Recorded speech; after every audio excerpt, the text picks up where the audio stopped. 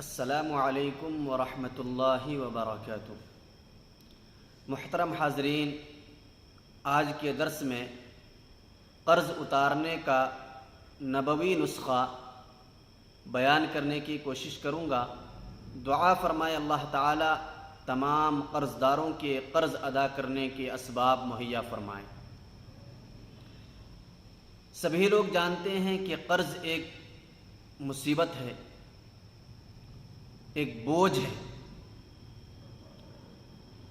ایک صحابی جناب محمد رسول اللہ صلی اللہ علیہ وسلم کی خدمت میں حاضر ہوئے۔ وہ بہت ہی پریشان تھے۔ اللہ کے رسول صلی اللہ علیہ وسلم نے اس صحابی رسول کو دیکھ کر فرمایا کہ کیا بات ہے، تم بہت پریشان لگ رہے ہو۔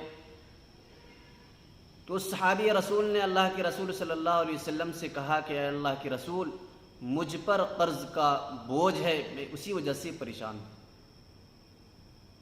تو اللہ کے رسول صلی اللہ علیہ وسلم نے اس صحابی رسول سے کہا کہ ہر نماز کے بعد اللہم اکفنی بحلالک عن حرامک واغننی بفضلک عمن سواک، اس دعا کو پڑھ لیا کرو۔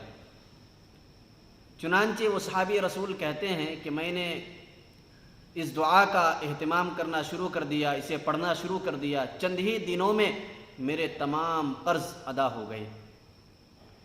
ہم سب کے لیے بھی ضروری ہے، یہ نبوی نسخہ ہے، اس کو اپنائیں، اور خاص کر وہ حضرات جو قرض کی وجہ سے پریشان ہیں، قرض ادا کرنے کا بہترین نبوی نسخہ ہے، اس پر عمل کریں اور قرض جیسی مصیبت سے نجات پائیں۔